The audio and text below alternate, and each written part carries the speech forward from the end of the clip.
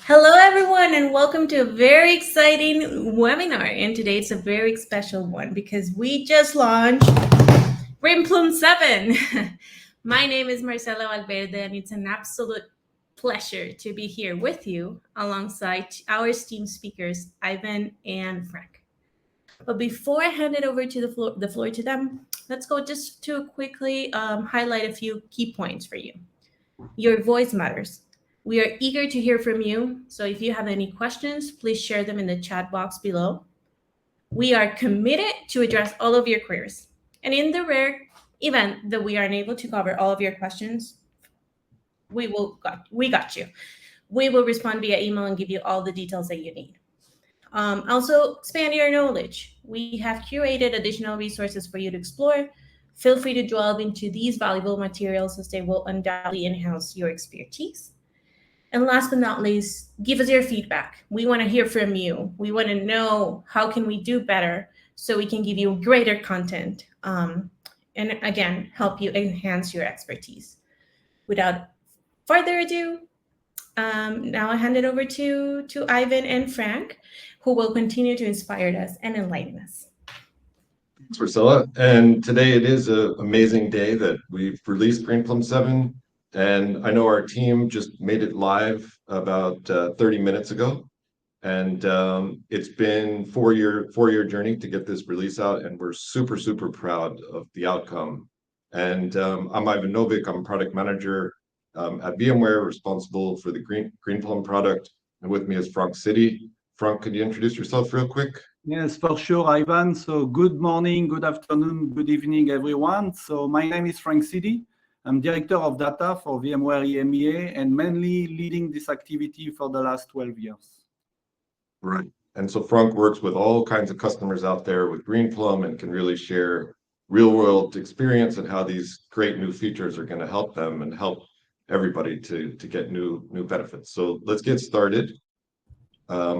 Leave this up here for 5 seconds and then move on. All right, so we also have a new slogan for Greenplum. We are a unified platform for BI to AI, and we can transform all your data into actionable insights at any scale. And really, this is a continuation of what we started when the founders created Greenplum, really with this insight and inspiration to create a simple and very functional tool that can analyze huge amounts of data and that can bring the analytics to where the data lives and provide not only the SQL and the database, true database experience, but also the rich analytics that can be living with your data. And now with AI being hot and with AI capability being there, we can now integrate that and bring everything from SQL, business intelligence, machine learning, and artificial intelligence into the platform where your data lives and run it all in a simple environment, the Greenplum environment. So let's get into the specifics. The specifics are this new platform that we're bringing. You can think of it as users out there are trying to do all these different things. They have relational databases, they have small databases, big databases, data lakes, they have compute grids, they have special systems for graph and spatial, they have special systems for search and text, for model training, for machine learning. We're trying to say, look, let's put all the data in one simple platform that can handle it and that can do the job. And that's what we have with GP7. It's a very polished version that has all of this capability in one simple footprint that you can use. And it can run on any scale across all your data.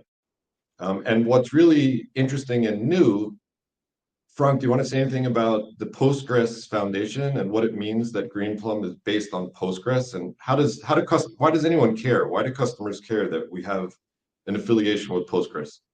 You know, Ivan, that's an interesting question because when you talk about Postgres, when you talk about open source, you will consider that the first reason for adopting such technology is about the cost. But the first reason is not about the cost, is about innovation. And this is, what we are going to cover today. So adopting Postgres, and of course, I like to say, if you like Postgres, you will love Greenplum because we will bring you to a different scale and everything is about innovation, Ivan. And now with this innovation, so you can see here on the right of this diagram, the Orca optimizer, parallel execution, data distribution, the scale out, the Greenplum that you've known from the past, but now adding to it the artificial intelligence capability with the vector embeddings, and you're going to see with large language model integration, and really creating that, I like this handshake here, that unified platform that can deal with all your data efficiently and generate actionable insights. Just going back a little bit, this is also our 20-year anniversary for Greenplum. And it's been, from the beginning, we were out to make an impact and to give a capability that wasn't there from other products. And it was really, the founders really had this insight to both make sure that the technology could scale, but that it had tremendous capabilities. It was never meant to be siloed or niched into a subset or a small part of the market. It was meant to be an all-encompassing, really like a data computing supercomputer. And even some of the founders had backgrounds in supercomputing, and they really wanted to make this a supercomputer, a super data computer that could do everything with your data. And so the journey through Hadoop, the journey through different hardware is still changing. We've got crazy new hardware, and we have a talk next week with Samsung showing NVMe technology. And then there was the insight from some of our founders to go open source. This technology it's one of the only open source products in the category. We went to Vienna, Austria in 2015 and made a big splash going open source at the Postgres Vienna conference. And then the switch over to use the Postgres internals for storage, and then going into VMware and our virtualization initiatives, and then today with GP7 and the AI capability. So it's a great, amazing journey so far, and the best is yet to come. Frank, can you comment on this this diagram? Yes, I really like this slide because you can see all the value of Greenplum, so even with Greenplum 6, so we have capability to replace what we call big data analytics. So we have use case when we are replacing Teradata, Exadata, and Netezza. We have in-database machine learning, we have text search, we have streaming data. So we can also replace data lake solutions. So we have case where we were replacing solutions like Cloudera. We have even customer doing 2 replacements. So I have use case where we have customer replacing solution like Netezza and Cloudera with 1 solution like Greenplum. And now we are adding the cherry on the cake because we are adding vector database. And this is something that is going to open much more opportunity for us. Right. I mean, and it makes sense that if you have one platform that could do many things, you could replace multiple products in an architecture and simplify your enterprise. Okay, so let's dive into GP7. Let's talk about the benefits. We've broken the benefits into all the key categories, whether it be Postgres compatibility, improved security, improved management, and really what you're going to see is you can't just make one piece better to make a good product, right? To make a good product, all the pieces need to get better. And that's what GP7 represents. It's a new and improved, polished version of Greenplum database. And that has all the aspects improved for a better total user experience, simpler, higher performance, better features. And we're going to go through that now. So let's jump into it. And there's so many features, we're actually going to only cover like 30-40% of the features today in this talk, because you can see here that from A to Z, there's some sort of a feature. Frank, anything on this that stands out for you? No, again, this is really a release of innovation. Okay, and we are going to cover a lot of new functionality. Something I want to mention in this list is, of course, we are going to tell about which release of Postgres we are based, but something pretty interesting is we even backport functionality from Postgres 15 in Greenplum 7. So if you look about the progress view, this is not something coming from Postgres 12. This is also innovation coming from Postgres 15. Right. Okay. So let's do it. So let's jump into the details a little bit more. So let's start with the Postgres foundation. So as we mentioned, Greenplum is based on Postgres. And it's now Greenplum version 7. It's based on Postgres version 12. So I think there were a lot of MPP technologies created a while back, but we are one of the only ones out there that continue to stay connected to the community and to continue to embrace the community as a data warehouse, as a big data technology on top of Postgres, based off of a modern version like Postgres 12. And we're going to continue to do that going forward. This release incorporated 87,000 specific code improvements. So 87,000 code improvements make this into an all-around better product, which represents the hard work of hundreds of people and multiple years of work to generate Greenplum 7. So you can see the actual code at any time you want to on GitHub at this location. And you can, I mean, I have access to the statistics. You can see people from around the world leveraging this open source technology and really getting the benefit. And it's great to see the contribution we're making to all the people out there that want to use this as an open source and as a commercial offering. Frank, what's your thoughts on the extension ecosystem? You know, again, this is something I love the most with Postgres, is this ability to, you know, the extension, because again, and I will reiterate this, this word is about innovation. So think about, you know, the generative AI wave. Start by beginning of 2023 calendar year. And in Postgres community, so they were able to add the vector capability inside the database. And this is something very, very interesting. Same regarding some of the key, I would say, extensions. So we are talking about PostgreSML. So we will have no time to cover today, but this is another interesting extension to bring AI inside Postgres and of course inside Greenplum. And something also regarding our customer was about the PostGIS support, because now we are supporting 3.3.2. 3.4 has been released in August, and because it's based on Postgres 12, we will be able also to bring this innovation inside the Greenplum database. So a lot of good innovation. Right. The ones I like here, the most favorite, are the IP data. So people storing network data to do cybersecurity traffic analysis.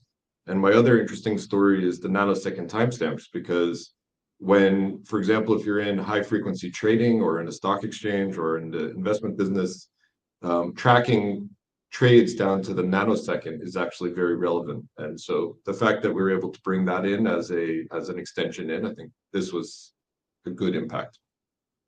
All right, let's go forward. So now on top of that base, let's talk about the security improvements. Now, we've already had always a traditional database security footprint. We have, you know, roles and groups and permissions, and it's called role-based access control, right? But what's new here is role-level security. And Frank, do you think there were workarounds for this in the past, right? But how does this help from your point of view to, for example, if somebody had like a bank in Switzerland and is trying to protect, you know, what's your thoughts on this? You were thinking about someone? Now, just joking, but you know, I want to tell you something. In all the RFP we receive and in all customer requests, it was one of the top, I would say, security priority. And we had solution to implement this using custom view, but then after you have to maintain, and this is really bringing more complexity for the developer. So I think now we are really making the security in a different approach with Greenplum, and we are going to simplify the life of the developer. Right. So it's a native feature, and you can create, what I like about this one is you can create your own policies, and you don't need a third-party tool. Just in the system here, you can see in the syntax, you create a policy, and that policy can be very, very simple, or it can be a language which has quite a few elements that you could put there. And you could really create your own policy for your own enterprise natively without any overhead in the system to protect the data at the row level. And then we always have the column level and the table level and the object level. So you've got all these granularities to use. And then what do you do? Where does the PG audit come in? What's the use case for PG audit in the new product? That's a question for me. Yeah. Yes. So again, you have a lot of regulation. That's a mandatory functionality. So you have some regulation, you need to provide logs. And I was pushing this functionality for a while. So I think this is great because now we are implementing PG audit in Greenplum 7. But something very, very strong, we backport also this functionality for Greenplum 6. So every customer using from 6.25 or after can leverage also this important, audit because you need it. Okay, good. Let's go on to the better management. So how do the DBA work with the product? How do they have a good user experience in terms of the life cycle? There's a lot of stuff here, right? We really want to help to help people have a manageable system. The first thing is partitioning. Partitioning has been out in Greenplum for a long time. Postgres also introduced partitioning actually after Greenplum. Greenplum 7 aligns these two technologies together. It's all backwards compatible. The users won't know the difference that it's all aligned, but there are benefits. The benefits are especially around this locking, that you can do more easy partition management with this new locking scheme. And also it helps the optimizer. It can do more advanced types of partition elimination based on this new technology. So I won't say too much on this, but it's part of the core infrastructure of GP7. When it comes to statistics, which are something that need to be managed, not only now we can do single statistics at the column level, but we can do statistics at the multi-column level. So if you have car, make, and model that are correlated, we can track correlated statistics. We have improved on the compressed data, the analyzed algorithm, so that it can be faster to do the sampling. And we're introducing auto vacuum and auto analyze to make it so that you can just leave it running and trouble-free, have it being updating both for the data in the catalog and keep your metadata up to date and keep the catalog clean automatically. So this is just part of the well-rounding capability. And then when it comes to primary keys, we've got now uniformly we can do unique and primary key constraints on compressed tables, which helps to maintain uniqueness. It's a very database specific kind of a feature where you've got primary keys and you want to do it on your big data. So this is really part of making Greenplum a proper, fully functioning relational database that can handle all the use cases. And it's really good here. You could see when, if you had, for example, a personnel table or anything with a unique value, right? Let's keep moving for the sake of time. This one's good. So Frank, do you want to talk about this one? Yes. So again, we can acknowledge, Ivan, then a lot of customers, they were complaining about the complexity of management with Greenplum. So you mentioned a lot of good functionality. We were talking about partitioning. We are talking also about primary key for append-only table. So I can think about a British customer, it was top priority. And not the same, because in Greenplum you have the polymorphic storage, so you can have a row-oriented table, you can have a columnar table. But now we are going to simplify the way you can change the orientation, so you don't have to go through a different table. And I think this is also a great benefit for the manageability of the platform. Right. And how does this work with the views? So if I alter the table and change it, let's say from non-compressed to compressed, and I had 1,000 views on the table. No impact. Right. So, all the views stay just in place. So in one command, you can switch it over. And you can also, another thing we didn't show in this slide is you can also resort the data with alter tables. So let's say you're running out of space. The compression algorithm can be more efficient if you resort your data, because resorting will make it more compact.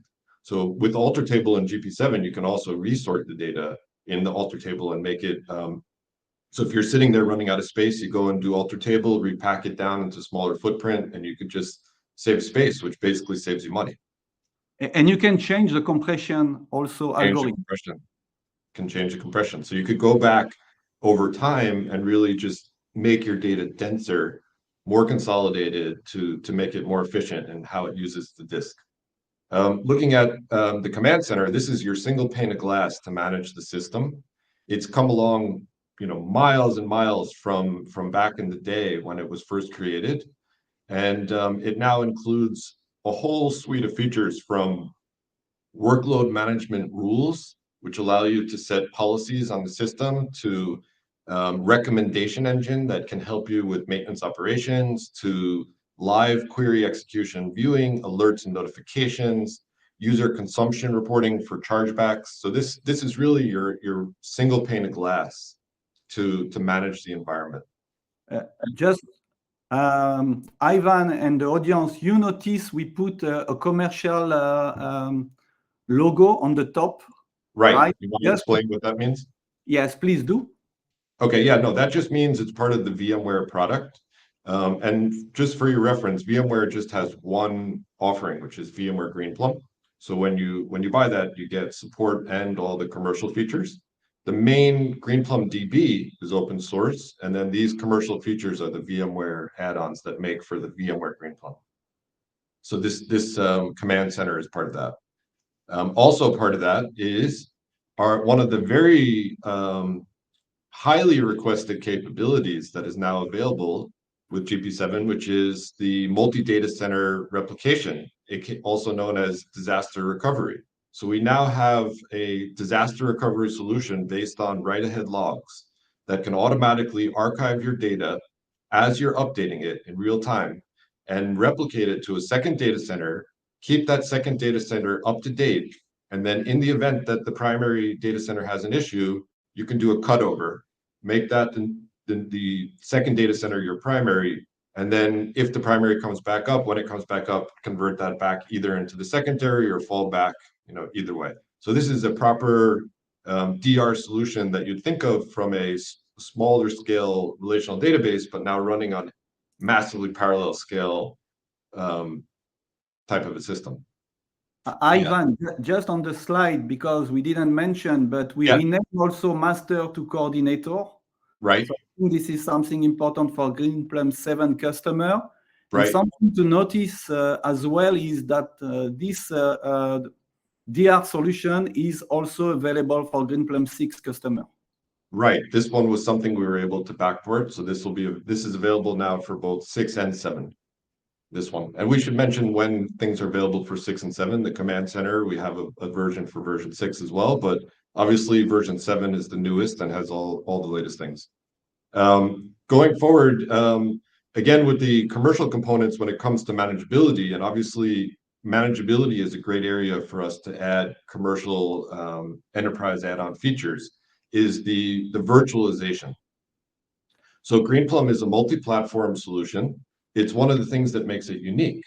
When you look at the data warehouse market and you look at the reports of the industry, there's a lot of products that are either a specific running in a specific cloud environment, or they're running in a specific appliance form factor.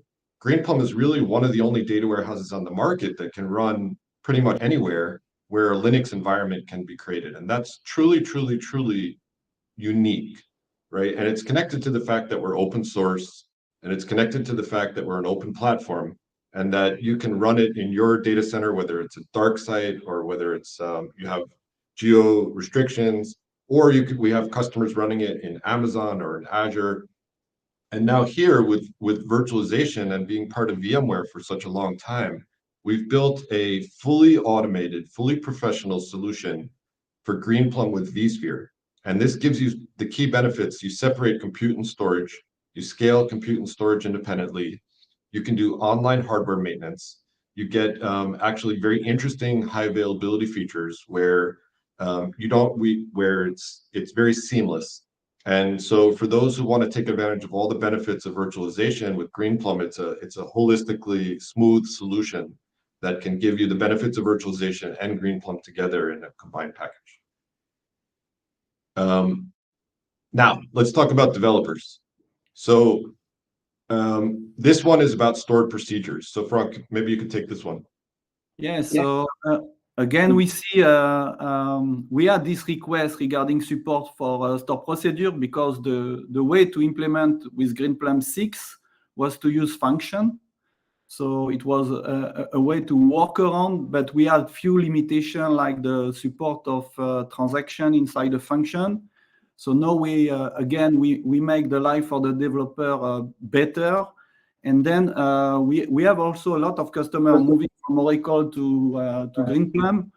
By the way, something I want to mention is regarding migration, we can automate the migration. So we can automate the migration for the code, but also for the ETL process. And this kind of functionality is going to make I would say, the translation easier. So Right. good job. Okay, good. And then moving on to, I like this one a lot. This one, because I know the developer in the Postgres side who implemented this feature. This feature we're going to talk about is called Upsert. And what it does is it makes it easier to merge data sets. So imagine, for example, you're working with sensor data, and every time a sensor is updated in the real world, you want to update it in Greenplum. So what you need to do is, first of all, find out if the sensor ID is in the database or not, based on its key. And if it is, then you need to update it. If it's not there, you need to insert it. So what we need is a simple command to merge this data, either insert or update in one shot.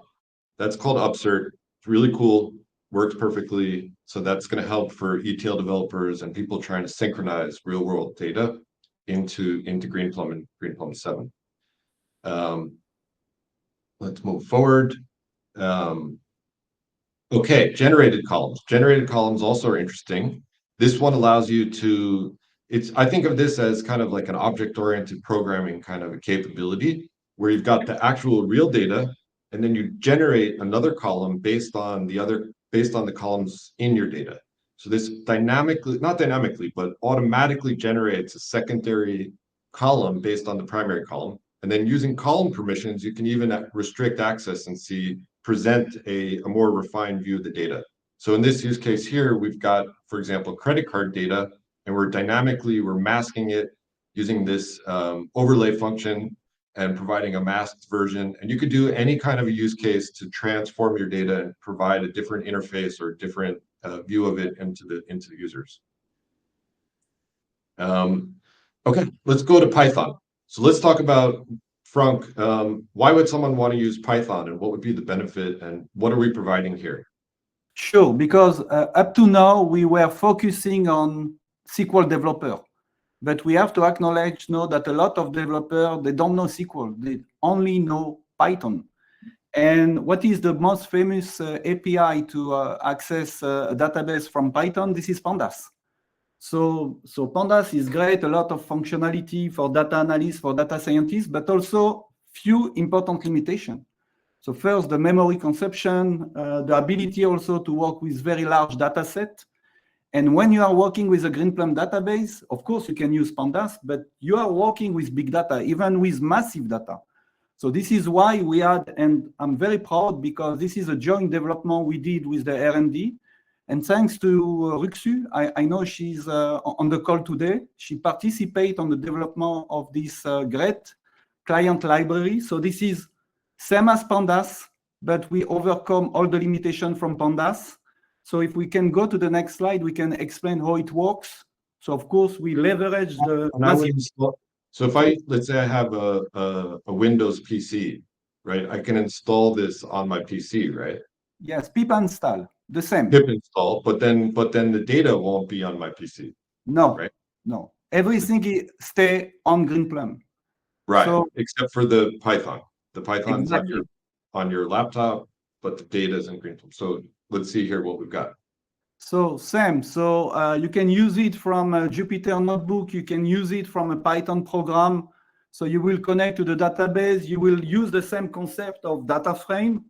You can, do projection. You can put some predicate to filter the data. You can save the data frame inside Greenplum. You can join multiple data frame. And then, you can also create inside the database function and the user-defined aggregate. And now, again, the theme of the Greenplum 7 is about innovation. So what we can do as well, we can generate and search embedding. And we are going to explain what is embedding when we will talk about generative AI. So of course, we don't have all the capabilities of Pandas, but we will be there soon. And we count on you to give some feedback regarding Greenplum Python. So fantastic job. Awesome. Okay. Now let's keep going and let's talk about concurrency, because certainly I know some of the customers I work with have thousands of users and have millions and millions of queries they run per day, 30 million plus queries per day. And they're looking to me and looking to, for me with the R&D team to say, how can we make a system that can support thousands and thousands of people running millions and millions of query in one system efficiently? And this really comes down to improved control of all the resource types in the system. So we have in Greenplum 7 a comprehensive resource management program that's integrated natively into Greenplum and dynamically modifiable on the fly, both by DBAs and by rules that DBAs can create. So what we can do is we can control all aspects from concurrency, queuing, CPU, memory, disk, disk space, and really have a comprehensive control. One of the things that we've improved in GP7 is the memory management model. And the idea is just to make it simpler, right? How much memory are you allocating for each group? How many queries in the group, and slice it up evenly, right? So we've really made this simple. And when it comes to disk IO is a new control. So in GP6, we had disk space quotas, and we still have disk space quotas, but now we have disk IO throughput controls so that you can say, for example, my ad hoc group, I want to really put a limitation on, how much of the disk IO they can take. So really all of the aspects, and before I give it to Frank to comment, the bypass, short query bias, also known as, the idea here is that you've got, let's say, a user running in some groups who may be running 30 queries. Each query takes half an hour, doing massive computation, but then they want to run a couple of quick queries. So this is a known principle in computer science that to make the interactive queries responsive, you need to let the interactive queries skip ahead and run quickly, and let the long queries take their sweet time. So this is called short query bias, which helps us to really, when I'm talking about millions of queries, it can be combinations of really quick queries and big long queries. And we will automatically detect based on cost, based on, is it a catalog query, based on, is it going to only one segment? And based on these rules, automatically skip through the fast queries. So Frank, anything you want to say on concurrency and resource management? Yes, for sure. Again, I believe we made the life of the DBA easier because we can acknowledge, for instance, for the memory management, it was complex. I really love the I/O limitation because we can limit in terms of throughput, but also in terms of IOPS. We can also limit because we can place object on table space. So I think the functionality is really great. And again, when we are talking, about concurrency, this is usually a problem for MPP solution. And we have use case with Greenplum where we can have very high concurrency. I have use case with hundreds of streams concurrently running, plus analysts and data scientists. So again, all these functionality are making the product pretty unique. This is a competitive advantage. The idea that you could have, huge user populations running millions of queries a day on one database is pretty competitive to all products in the market. Now let's get into performance. One of the original ideas or the original benefits of Greenplum is to make sure that we have super high performance, ultimate performance on your data. And that continues to be a day in and day out focus. Let's start with indexes. When it comes to indexes, indexes are a well-known methodology to make databases faster. And it's something we take very, very seriously in Greenplum, and especially in Greenplum 7, is support for a wide breadth of indexes. So you can see here at least 7 different types of indexes that Greenplum supports.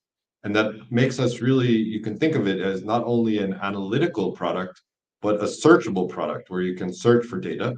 And it's part of this hybrid transactional and analytical system that you can use these indexes for even doing updates at thousands per second. I'm going to drill into these, so let's go forward to the next bit. So starting with B-tree, one of the side benefits of Greenplum 7 that people may not notice straight away is that the B trees actually got tremendously faster. Transactional workloads, even though GP6 was already massively faster than GP5 when it comes to transactional workloads, GP7 is even faster. And this test is showing 4.5 times. And because the catalog is based on B tree indexes, that means that the overall snappiness of the system is improved. So again, overall, a better product, and having fast transactions and fast B tree is fundamental and really quite different than a lot of famous data warehouses out there when it comes to what we can do with B tree indexes. Now, we don't stop at B trees. Let's talk about the block range index. Frank, can you take this one? Yes, for sure. So block range index is a data skipping approach. So again, you have in many solutions where you can skip the block to read by storing just the min and the max per block. So this is something pretty popular. Something, first of all, I want to add as well is most of the customers with Greenplum, they are not using indexes. So they can work without indexes. But we see also some use case. So we have a customer and the table can be over 10 trillion, so 10,000 billion. So this is where you need indexes. And of course, you can have drawback with the battery indexes. So the block range index is going to provide a lot of benefit. We can see the next slide where we try to summarize, the benefit. So first, so we did a very small test on 4 small VM, 500 million row. On the top left, you can see that if you compare with no index and with when you are creating the table with the block range index, the impact is very minimal regarding the space. So I think this is very, very important because battery can take a lot of space. If you look about loading, so the impact also for the load is minimal compared to the battery. And then at the end of the day, depending on the type of query, of course, the acceleration is similar to battery. So again, this is, from my point of view, also a game changer regarding the way you are going to develop application with Greenplum, because then you will be able to create table, create indexes, and then be able to load without dropping and recreating the indexes. So again, simplification and higher performance for the application. Right. And then another new index type is called covering indexes that we support in GP7. So in the covering index, you can see the include syntax. What the include syntax means is that the columns are actually stored in the index, the column data. And so if you're trying to do this high concurrency transactional lookups, you don't even need to reference the data. We don't even need to reference the data files to retrieve the query results because it's all included in the index. That's a covering index, which is new in GP7. And okay, so we've kind of covered indexes. There's a lot of stuff there. Again, I do think it's a competitive advantage when you look at all data warehouse products in the market, compare their index support to ours. You'll see that this is a leadership position for us when it comes to data warehousing. And then just-in-time compilation. Frank, what's your initial thought on this one?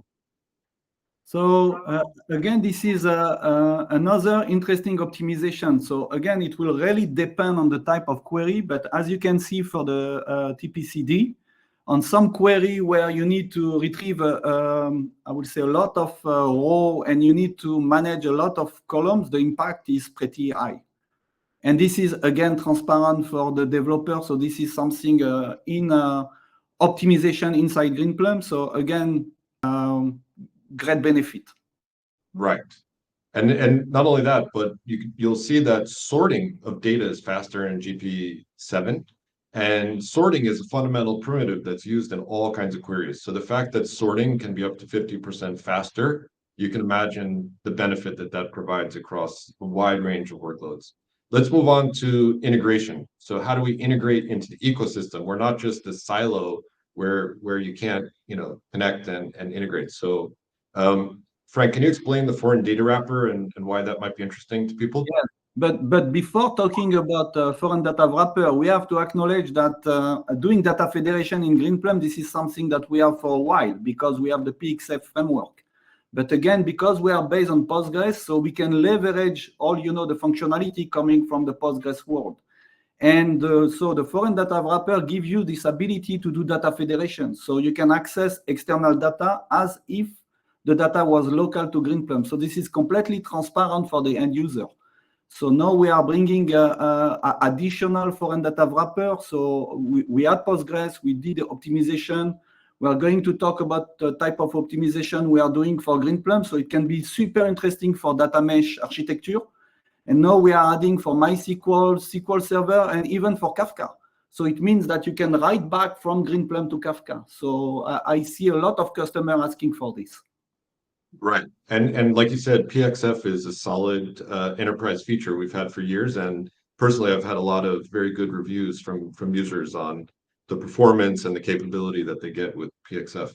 And that's going to continue going forward too. We've got a huge PXF roadmap, which is ambitious in its own right. Now, this one is quite interesting. This is 2 Greenplum clusters connected to each other. And so what this allows you to do, for example, is if you want to have complete segregation and have, let's say, one department of your company have a Greenplum cluster, another department of your company have another Greenplum cluster, and then you want to have data sharing, you can share data and you can query between the clusters using advanced query optimization and advanced predicate pushdowns that these 2 clusters can work together. So this is interesting, and I'm sure Frank has lots of stories about customers and users for this one.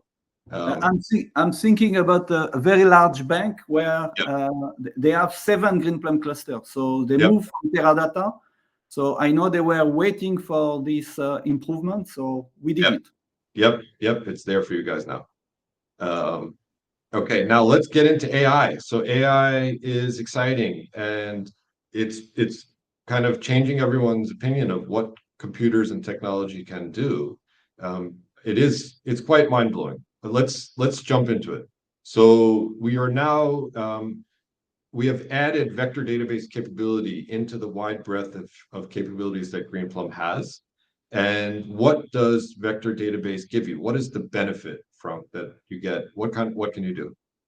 So we have to acknowledge, that 80 to 90% of the data we do generate today is by definition unstructured.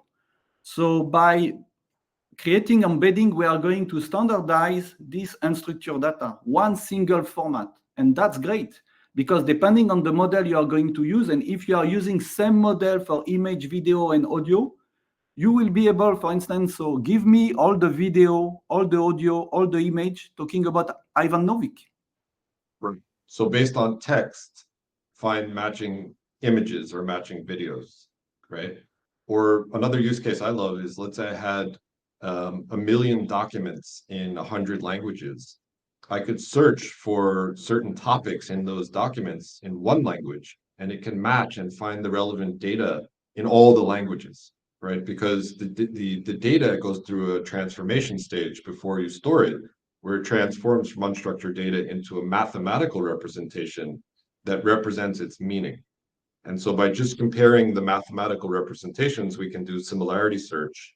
And again, this is a huge recognition to the fact that this capability that we have is largely built in the Postgres ecosystem, and that we're able to integrate it rapidly into Greenplum because of our Postgres foundation. So we have a wide breadth of capability that we're bringing here.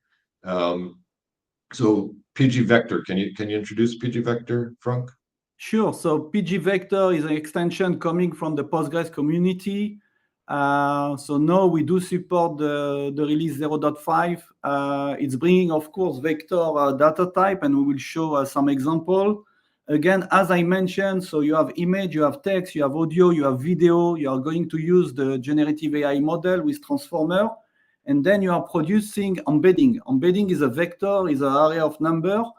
And the vector can have many dimensions, up to 1,000. So we are going to provide ability to store vector, to query vector, also to use some specific indexes. But we are not only a vector database, and that's the big difference, because we are going to be connected with the, I would say, remaining information, and we can also combine with traditional search. We can combine with geolocation. And of course, we have the scalability of the Greenplum platform, so no limit.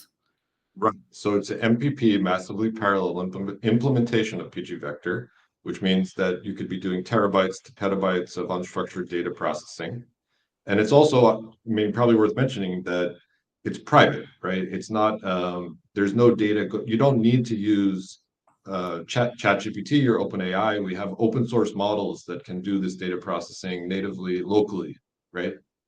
Sure. And if you can come back to the previous slide, because I just want to mention something. So again, we have the Python extension in Greenplum for a while. Now we have PG Vector. And if you want to generate embedding, and if you want to use generative AI model, something maybe that you don't know is the PL Python code can leverage GPU. So if you have collocated GPU inside your Greenplum cluster, and we have some interesting result, so you can speed up the generation of the embedding. And that's also something pretty unique. There's also some interesting work from some of the CPU vendors that have AI acceleration in some of the latest CPUs. And considering Greenplum customers have hundreds of CPUs, they might want to leverage that economically to do it in a scalable fashion and use some special optimizations that the CPU vendor is adding into the CPU. All right, let's talk about this demo application. So Frank, what did you have in mind here? Yeah, so sure. So again, we include PG Vector inside the database. So we were looking for a funny application, and we decide to develop what we call the celebrity app. So again, we can start from a picture. We can start from a webcam. And again, kudos to the team, especially Ahmed and Ruxu. They developed this application very, very fast. So if you go to the next slide. So the service is online. You can test it. Sorry? At this location, right? Yes. It's a small Greenplum cluster stored in the cloud because we are multi-cloud as well. So the ID behind, so you can pass a picture. You can use the webcam. So we will use the clip model to from the image to generate a vector, and then we'll do a similarity search inside the database because we upload a dataset, we generate the embedding, and by the way, we use also the GPU, I would say, capabilities, and then you can do a similarity search. So if I pass your image, we are looking for the 3 most relevant people looking like you, Ivan.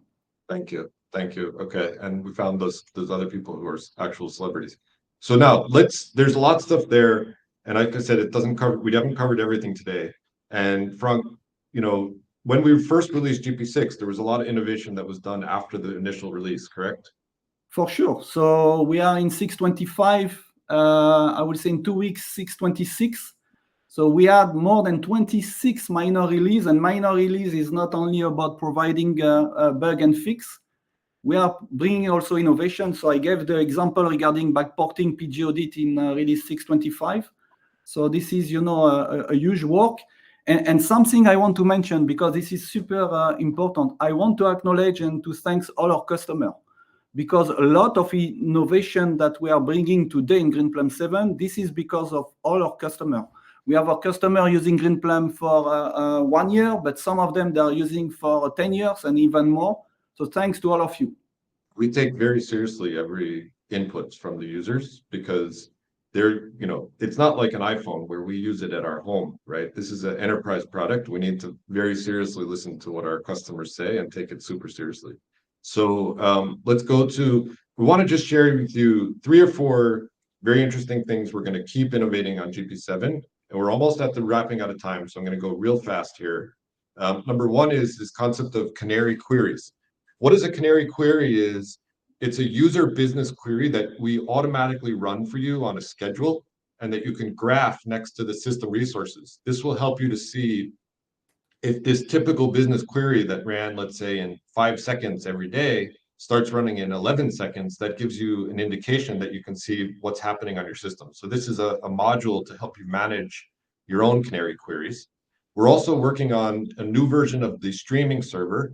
We're going to make it a multi-node product that can scale out. And so we already have users running billions of data ingestion points with the streaming server, but this new architecture will take it to a huge new level. Frank, you want to talk about this? I just want to mention regarding the streaming engine, we have customers streaming in between 5 to 10 million events per second. per second.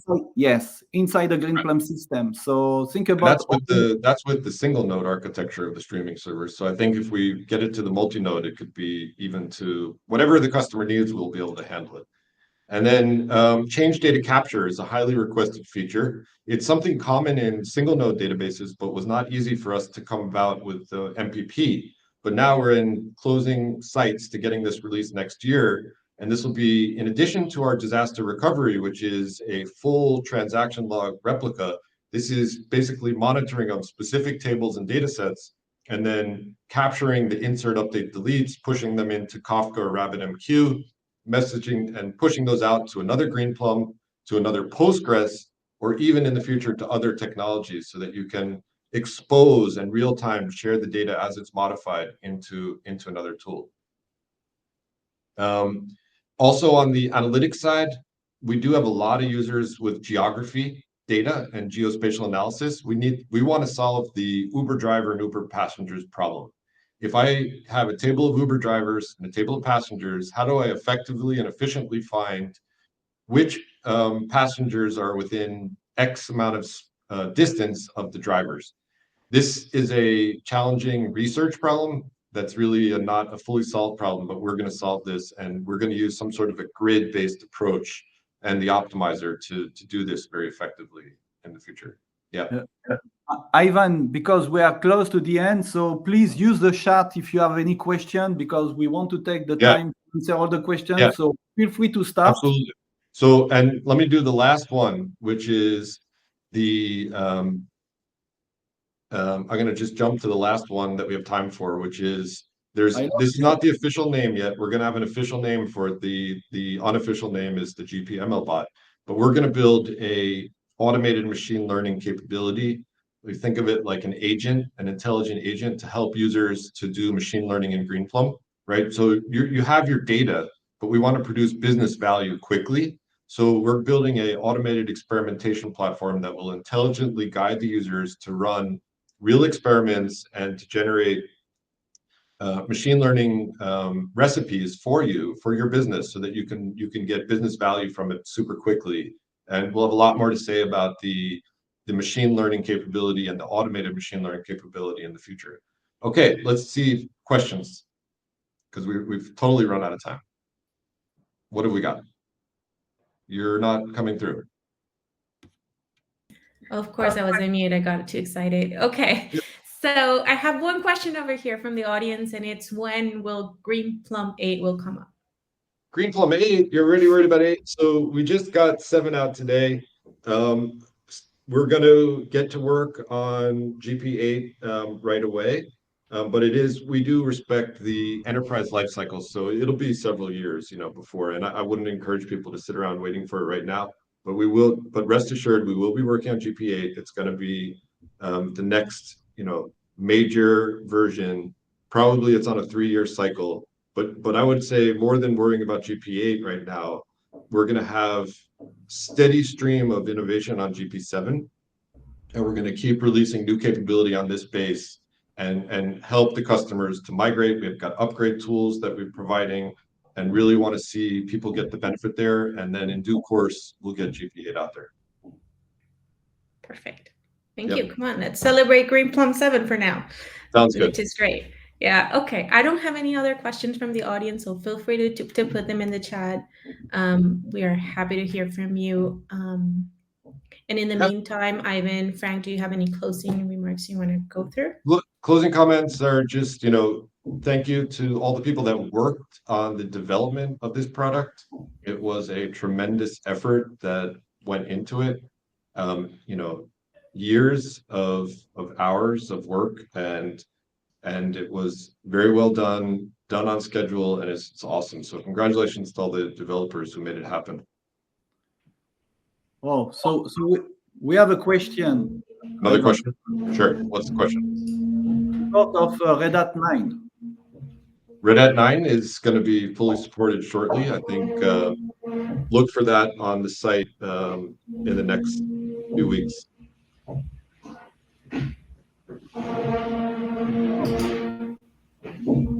Okay, perfect. Yep.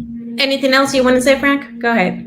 Yes, so I want to say something. So what we want to do, of course, is to I will say organize some specific one-to-one introduction session. Depending on the region you are, feel free to contact us. We can also build some specific demos, so feel free to contact us, and we'll work closely with you and do additional session regarding Greenplum 7. And then we have a question regarding trial community free version of Greenplum. Hold on, let me see what it was. What was it? So Is there a trial or community free version of Greenplum to try out? Yes, there's the open source version you can access on GitHub, the Greenplum. Just go on Google and search GitHub Greenplum, and there's a download there that you can get that version. regarding the commercial release, you have 60 days, so 60 days of evaluation. So where you can get all the benefit of all the functionality we show. And of course, we will copy the slide. Right. So yeah, so there's never been a better time to be working with data, the data market, and everybody who's involved in data in the industry. It's a great field to be in. So we're just going to make it more fun and get lots of value from the data and help you have a very efficient tool that you have control over, your tool, Greenplum. So thank you so much to everybody. Okay, just the last question. People is eager to know if we can share this deck out with everyone for a download to study later. Sure, we'll post. We'll get a link for the deck, and I will share it at the minimum, a link to it on the Greenplum email list so that people can access the deck. Perfect. Thank you so much. So thank you. And go Greenplum, because Go Greenplum, yep. This and is a game changer release.